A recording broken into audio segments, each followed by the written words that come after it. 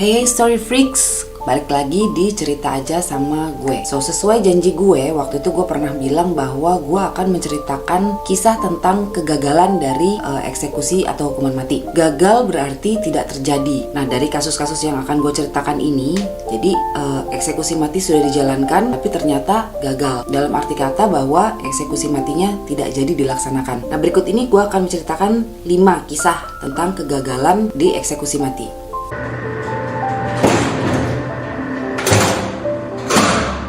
Yang pertama adalah Rommel Broom.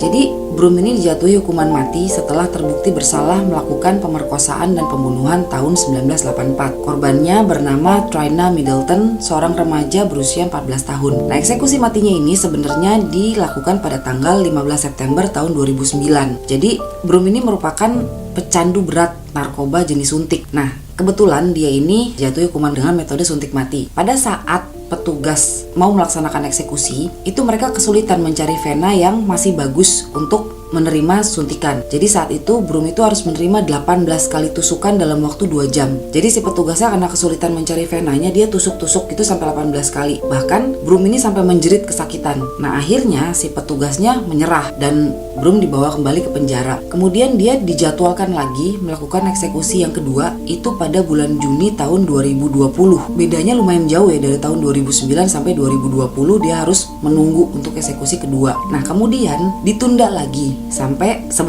Maret 2022. Jadi dia harus nunggu lagi dari tahun 2009, dia menunggu sampai tahun 2020.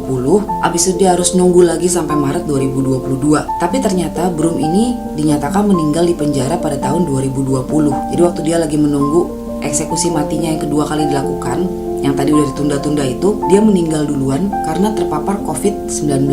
Sebenarnya itu ironis banget kan, orang yang sudah dijadwalkan nih, istilahnya lo udah dipastiin lo akan meninggal nanti tanggal segini, ternyata lo meninggal duluan karena COVID-19.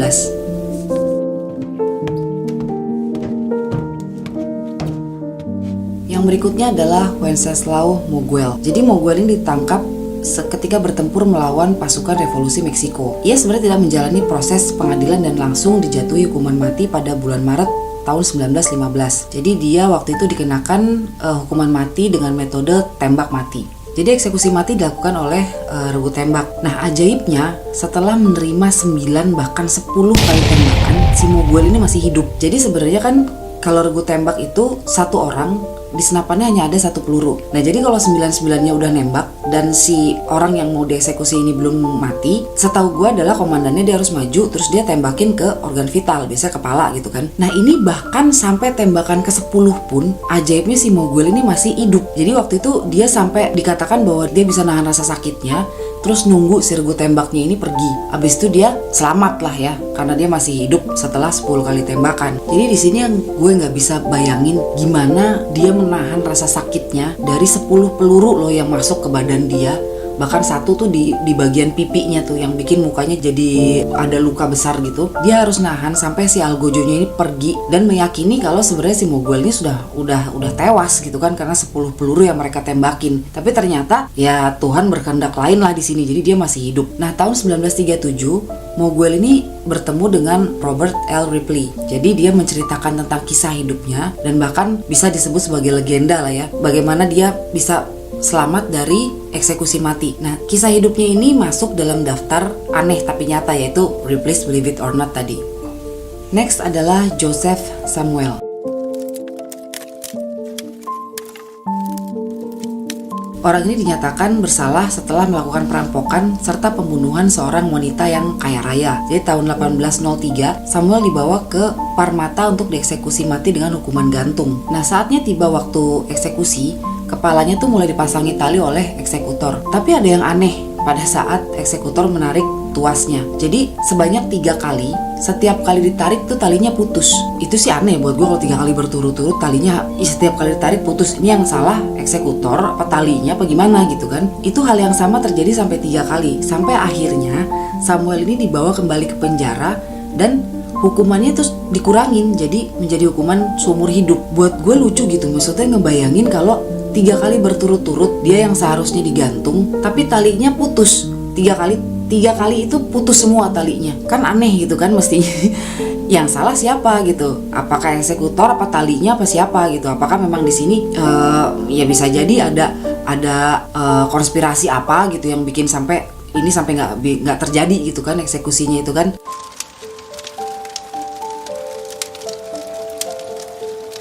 Yang berikutnya adalah John Henry George Lee. Jadi John Lee ini dijatuhi hukuman mati gantung pada tanggal 23 Februari 1884. Dia terbukti bersalah membunuh majikannya dengan kampak. Yang aneh, waktu dia menunggu eksekusi, jadi dalam kondisi yang lehernya sudah terikat tali, kan semestinya di bawah dia tuh ada kayu. Jadi nanti waktu misalkan tuasnya ditarik sama algojonya, si kayunya ini jatuh, jadi kayak lubang gitu. Nah dia ini, si terpidana matinya ini jatuh, terus lehernya keikat gitu kan, kegantung, mestinya dia tewas. Nah jadi waktu pas ditarik tuasnya itu, si kayu yang di bawahnya dia ini tuh namanya trapdoor. Nah trapdoornya ini nggak mau kebuka, sampai udah didobrak, sampai dilakukan upaya apapun, sampai 3 kali berturut-turut didobrak sana sini, itu trapdoornya nggak mau jatuh. Ya aneh sih buat gue, maksudnya trapdoornya nggak mau jatuh, jadi dia diem aja situ nungguin dengan leher yang dalam kondisi udah terikat tali. Nah karena trapdoornya ini nggak mau terbuka, akhirnya John Lee dibawa kembali ke penjara dan hukumannya dikurangi menjadi hukuman seumur hidup. Yang aneh di sini adalah apakah ada konspirasi atau apa gitu, kok sampai si trapdoornya tidak mau terbuka? Karena memang waktu pas peradilannya dia itu sebenarnya buktinya nggak terlalu banyak gitu kan, yang menunjukkan bahwa dia itu bersalah tuh nggak terlalu banyak. Cuman karena ada beberapa hal, akhirnya dia diputuskan bersalah dalam kasus ini dan dijatuhi hukuman mati dengan metode gantung. Nah cuman ya itu tadi, trapdoornya karena nggak mau jatuh, akhirnya John Lee-nya ini nggak jadi. Dengan kata lain adalah eksekusi matinya lagi-lagi gagal.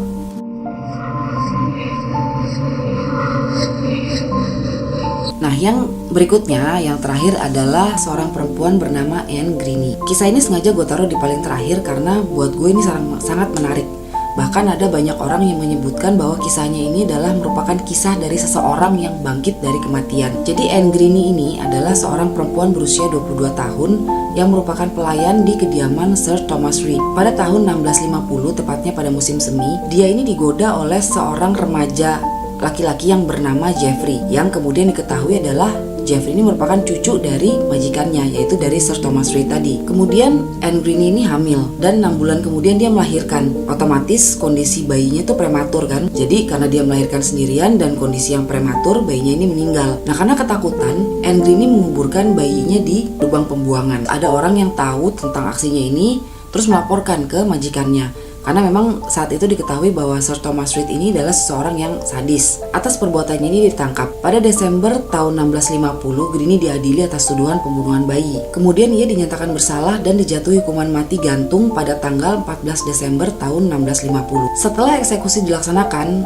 jasadnya diturunkan dari tiang gantungan dan kemudian dimasukkan ke dalam peti mati. Kemudian peti tersebut diserahkan kepada seorang dokter yang bernama Dr. William Petty yang merupakan seorang dokter dari sekolah anatomi. Jadi rencananya jasadnya ini akan dijadikan sebagai bahan kuliah anatomi. Besoknya ketika peti matinya dibuka, Dr. William Petty dan timnya ini menemukan bahwa tubuhnya si Greene ini suhunya tuh masih hangat. Akhirnya mereka memutuskan untuk merawat Greene kembali sampai akhirnya dia pulih. Dan kemudian Greene ini kembali menjalani hidupnya, bahkan menikah dan mempunyai 3 orang anak.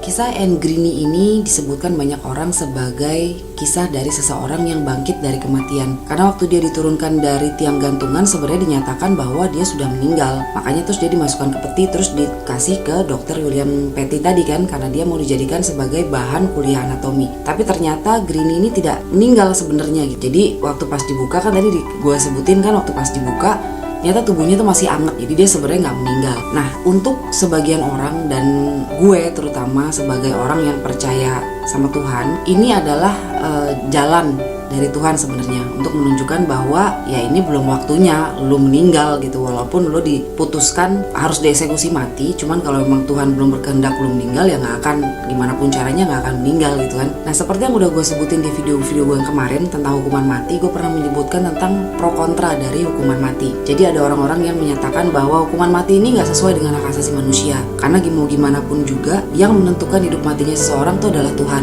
Itu gue setuju. Cuman balik lagi kalau misalkan kita berada di posisi di keluarganya korban lah, taruh misalkan korban pemerkosaan sampai pembunuhan, kita sebagai keluarga korban otomatis nggak terima kalau misalkan si pelaku ini cuman misalkan dihukum sekian tahun penjara gitu, kita maunya hukumannya seberat-beratnya. Ya, cuman balik lagi, kalau misalkan lu masuk ke kubu yang pro dengan hukuman mati, pasti pendapat lo beda. Tapi kalau lo masuk ke kubu yang kontra dengan hukuman mati, pendapat lo akan beda lagi. Nah, gimana kalau misalkan lo bagi pendapat lo ke gue, lo bisa tulis di komen apakah lo masuk ke yang pro atau kontra, dan gimana juga pendapat lo tentang kisah kali ini, tentang kegagalan yang ada waktu melaksanakan eksekusi mati.